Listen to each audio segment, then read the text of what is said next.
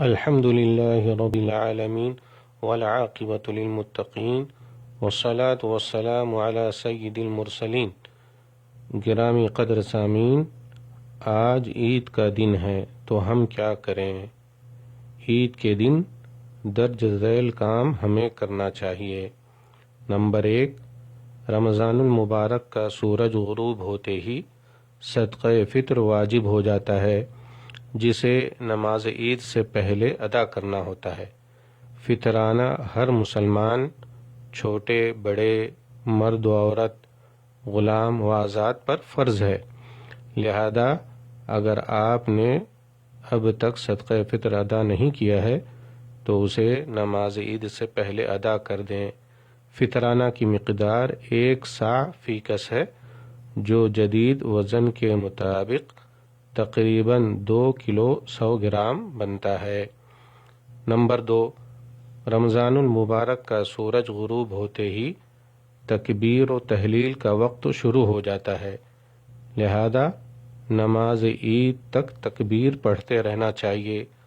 مرد بلند آواز میں تکبیر کہیں گے اور عورتیں پست آواز میں تکبیر کہیں گی۔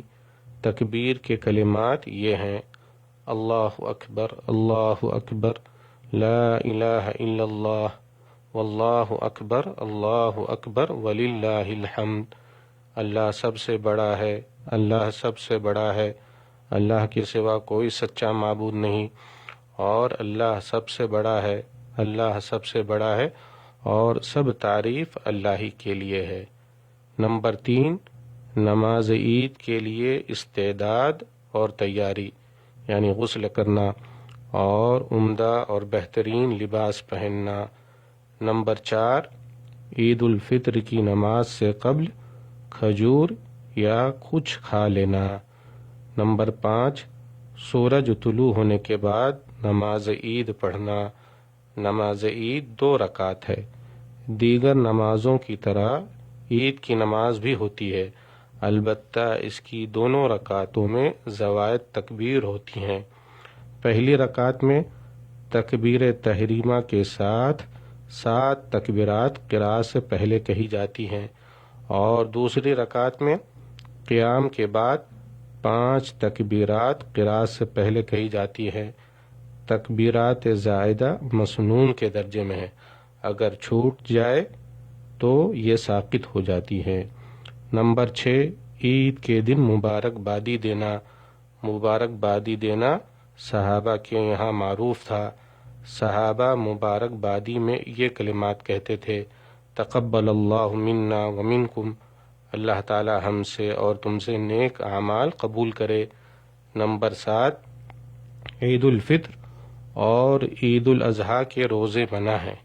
نبی صلی اللہ علیہ وسلم نے ان دونوں دنوں میں روزہ رکھنے سے منع فرمایا ہے۔ برادران اسلام، اب آپ شوال کے مہینے میں داخل ہو چکے ہیں اور شوال کے 6 روزے مستحب ہیں۔